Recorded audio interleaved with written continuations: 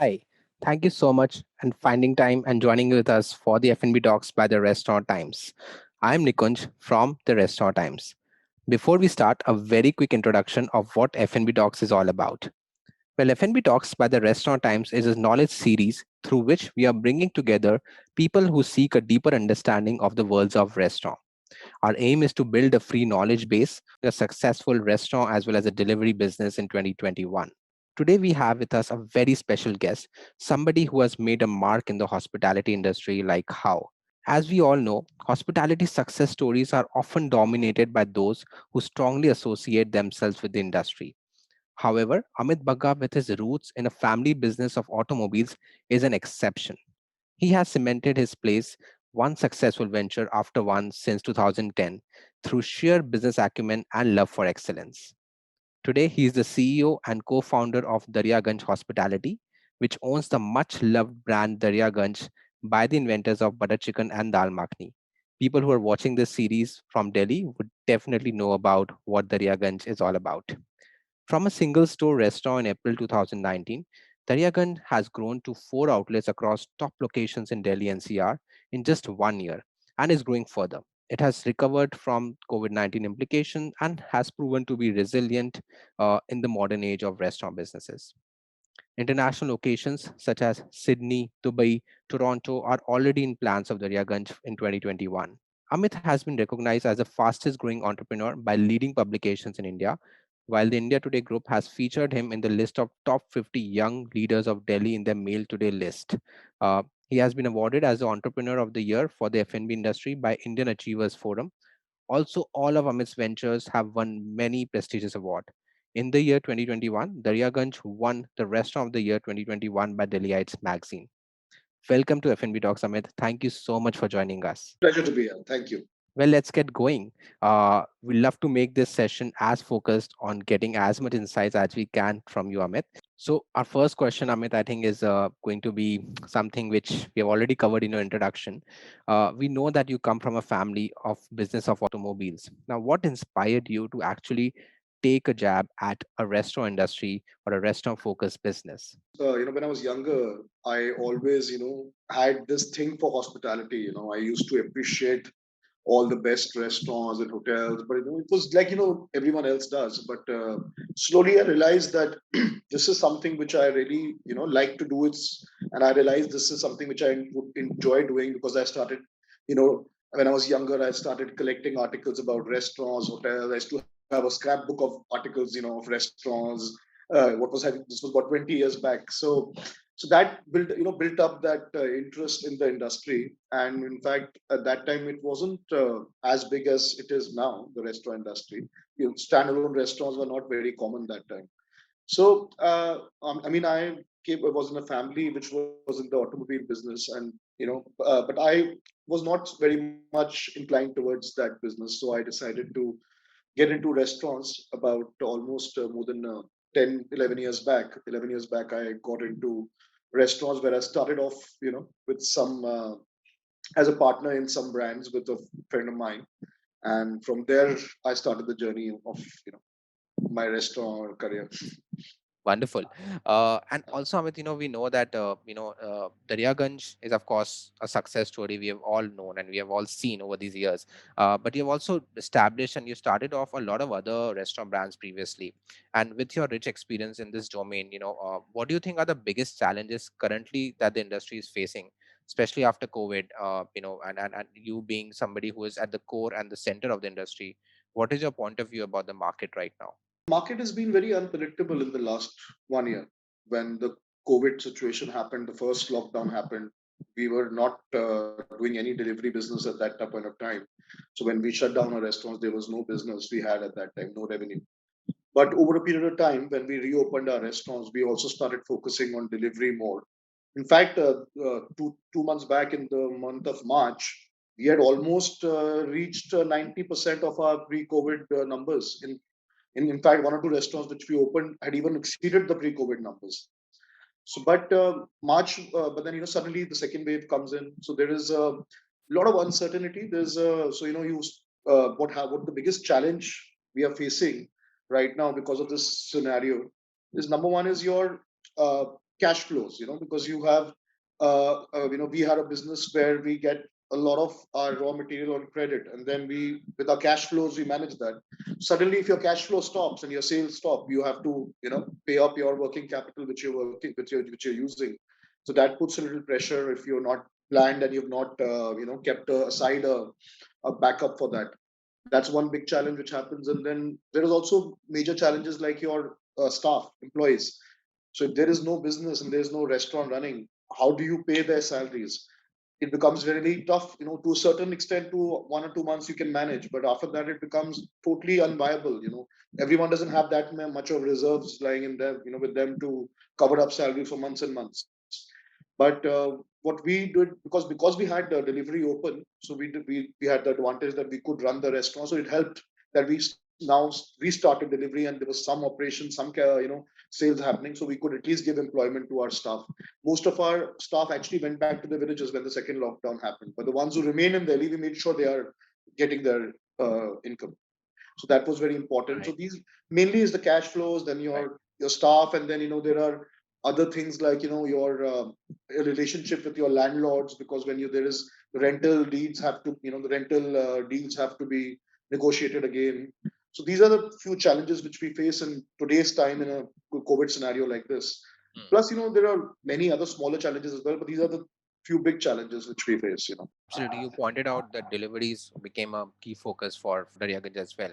And Right. we have been hearing a lot about this unique dining concept, which is the five senses delivery box that you have been introduced, Right. you have Right. introduced right now in the COVID.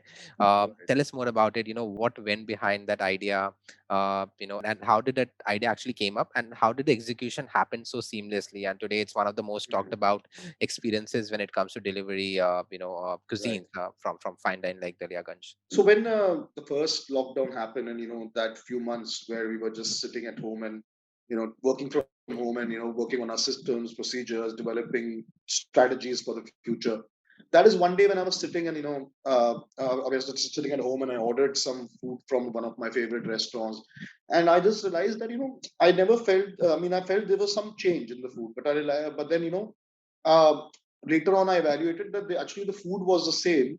The experience was not the same because I was eating at home and not at the restaurant. Because subconsciously what happens is that when you go out and dine out at a restaurant, what is playing that experience which you get in that restaurant is not just the food you try. That is a major part of the experience, Yeah. but other factors like all your five senses, what they experience in that restaurant makes a lot of difference. Like when you sit down in the restaurant, you what you touch, the sense of touch, and the kind of things you are touching around. Even the interaction with the team is also kind of a touch. Then Correct. your sense of hearing what kind of background music is playing, what kind of mood it develops in the restaurant. Even the fragrance of the restaurant, or maybe the food coming out from the kitchen. All this that also plays a big part. Then obviously your sense of sight, what kind of interiors, colors you're seeing, what kind of things you're seeing inside the restaurant, and then the most important, your sense of taste, what you taste with the food. So all these five senses together develop, subconsciously you get that experience. Maybe you might can easily point out on what you ate, but the other things you usually don't realize, but they're also playing a big part in that experience, whether you liked it or not. So Totally. that was basically what I realized. So then I said, what can we do to maybe come closer to the customer when we are delivering food to their house? So that's when the idea came in. Why don't we do a concept where we can create that five senses we can touch the five senses of the customer when we are delivering to their house. So that was actually a big challenge. No one has ever done it before, and how do we do it? So when I realized, then I was I actually started. We went back to the drawing board. I started making putting my ideas down, putting in a design, putting my thoughts and my ideas on that paper. So then I realized, okay, starting from the sense of taste, obviously that can be done by the food which you will be sending home to that guest. Your sense of sight, the packaging and the colors and the feel which I wanted to develop will obviously speak out about the brand. That also could be implemented. Then the third thing was your sense of touch. I mean, what kind of materials you're using in the box and everything are very good premium materials we used, and that also could give me the result which I wanted. And the food which we are sending, the texture, to be maintained so that when you touch that food, you get the right texture. These were the thoughts which I put in. These three senses were taken care of. The tougher ones were the other two, which was how do you touch their sense of hearing and Yeah. their sense of smell, which is not possible in delivery usually. That's after giving a lot of thought, I innovated, and thought we went to a company which had a. I told them, can we do something like this, that we create a playlist of all the music which plays in our restaurant, and it can be immediately start. It can immediately start with a QR code. So we developed that technology, and they did that for us. So now on the box, there's a QR code that you take out your phone, put it in front of the QR code. So immediately the music starts playing, which is the theme music which we had developed for our Wow. restaurant. The same playlist starts playing. So your sense of hearing also gets satisfied from that. Then your sense of smell. I mean, there is a signature fragrance we had developed in our restaurant. When you enter any Daryaganj restaurant, you will feel that same fragrance. So we actually developed. So there's a welcome note which comes with the food. So that welcome note actually will smell of the same fragrance. So we incorporated and did a lot of R&D, and that paper is printed with the ink which is of the same fragrance. So that same fragrance comes in when you get that envelope. This That's way, we covered all the five senses, and that's so when people order this and they get this experience, they realize something which they have not actually experienced before, because not it's not easy to touch all your five senses at home, which we, I think, kind of succeeded, and that's why it's been very well appreciated by everyone. No, that's really amazing because actually, when you're talking about this, I have this urge that I just want to go to the restaurant today and have my dinner at Daryaganj. Most welcome. So that's just I can actually recall my experience when I went there last time, and you're so right that there are so many senses which are there when you're actually sitting and having a meal in a restaurant like Daryaganj, uh, that replicating that to a delivery experience must have been a task. And if you have done it so beautifully, I think hats off to you and the team for bringing that innovation. And I think it's really appreciated that how you've been able to pull this off, and it really sets the benchmark of delivery of how brands should actually explore and set up some of the top notch deliveries in this domain. Well, I think, Amit, you have taken the benchmark too high. Absolutely, that is something which is very clear in terms of delivery. But then there are a lot of brands who are still trying to figure out some of the best practices that they should definitely do, because I think the way you have managed it, it is extremely beyond the league. But what do you think are some of the hygiene checks that any brand who is now planning to build a delivery business should definitely focus on, making sure that okay, they have these certain check marks which they can assure that okay, their delivery experience is good enough for the customers. Yes, safety is a very, very important part of what we were working on when we were working on this concept side by side. And so we have like at least three layers of packaging. When the food goes into a box, then it goes into another box, and then there's another wrapping. So there are almost three layers of packaging which we do, which we have to, and we also have a sealing procedure which make sure the food is not tampered with. Plus we have as everyone has CCTV cameras in their kitchens, we in fact have a software installed which has an AI which can actually track if anyone is going wrong. So it can actually track the hand movement, and if someone is not wearing a mask, it immediately raises a ticket. That kind of a software we have put in a kitchen, so to ensure extra safety norms as far as hygiene is concerned, how the how the kitchen team is handling the food and how they are maintaining their hygiene. So these are the few measures which we took. My next question, Amit, is that today I think there's a lot of chatter which is happening in the industry around the model of cloud kitchens. Right. Today, a lot of brands are contemplating whether they should go full on cloud kitchens, Mhm. or they should go for a hybrid model where there is a delivery outlet as well as there is a hero store which is there. How do you make sense of this whole conversation which is happening in the industry around cloud kitchens, especially? I think people have started talking about cloud kitchens a lot because the entry barrier is less. There is a lesser investment required, but it's not easy to go out, and start a cloud kitchen without a established brand. The customer is doesn't has not even seen your storefront ever, and he Exactly. if you're not for him to order from you, what exactly are you going to how are you going to make sure he does that? You have to spend a lot of money into marketing. And plus, I feel one thing, that as far as I am concerned, as far as the Revan group is concerned, we don't want to do only cloud kitchen brands. What I believe, in fact, even before COVID, we had a plan to start a QSR brand, which would be a hybrid, which will have 50% uh, food court and dine-in outlets and 50% of delivery-only kitchens. I won't call it cloud kitchens; it would say delivery-only kitchens. That was the plan which we had pre-COVID. With now, what has changed is the plan remains the same, but the division percentage division has changed. So now we will have about, say, if you're opening 5 outlets, one will be a dine-in outlet, 4 will be delivery-only outlets.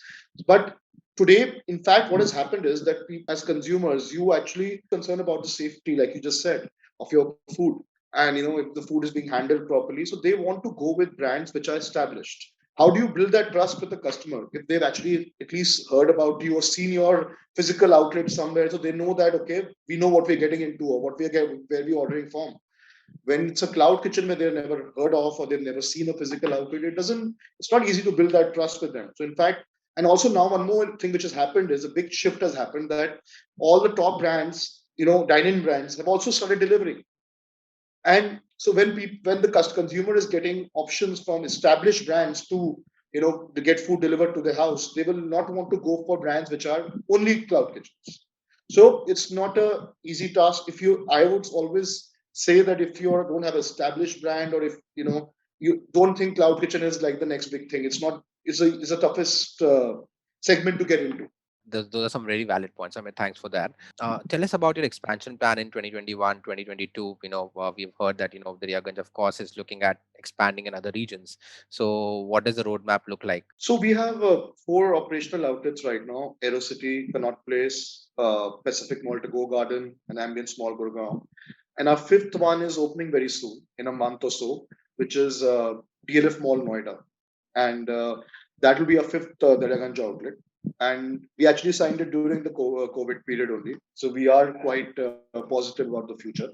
And as far as the future is concerned, we're going to wait for the next 3 to 4 months, and when things get better, we will be starting work on a few more outlets. We plan to open at least 5 more in Delhi NCR, to take it up to 10 in Delhi NCR.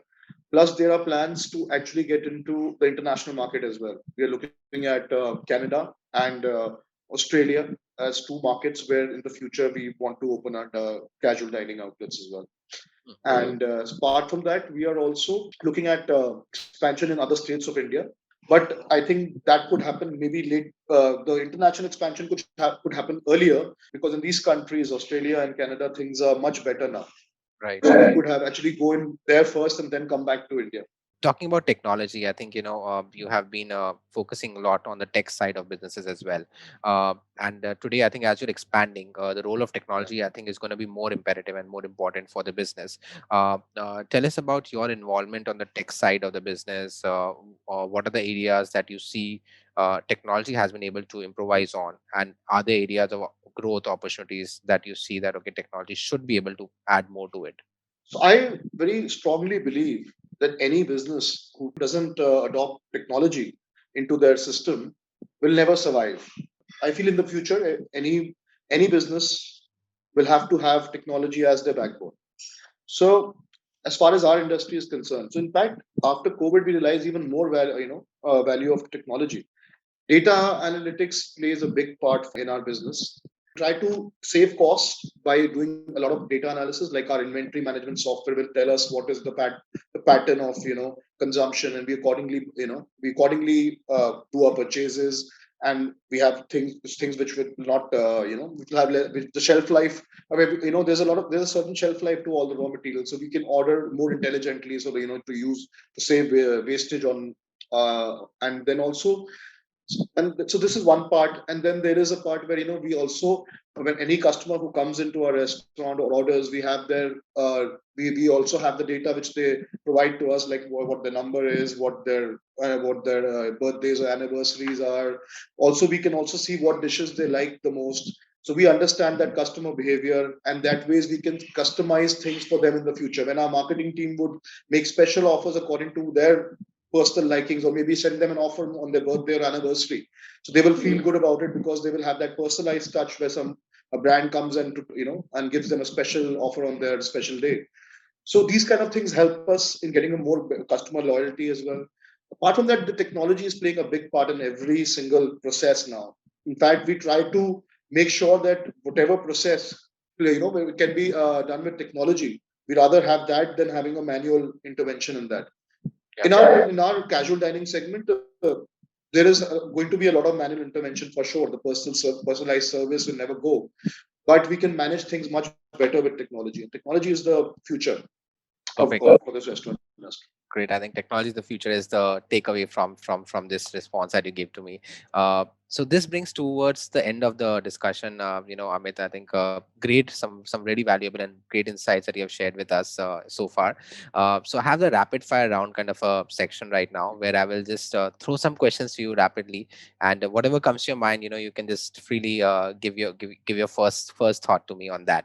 Uh, so should I just start shooting the questions? Yeah, sure. What's your message to the restaurant industry for 2021? It's a tough time, but stay put. Things will be better. May maximum 6 months, we will be back to the way it was in pre-COVID. What's your favorite cuisine? Honestly, it is the same cuisine which I am serving in my restaurant, North Indian tandoori cuisine. I love that cuisine. What's your favorite restaurant apart from Daryaganj anywhere in the world?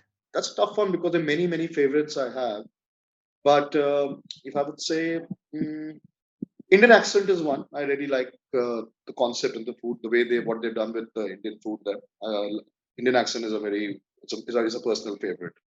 What would you pick? The original 1947 butter chicken or the dal makhani? It's very tough because both are equally good, and I equally like both.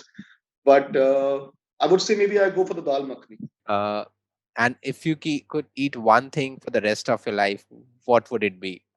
Something which I actually eat every day and I can eat all my life is uh, the most simple food which anyone can get in their house, which is dal chawal.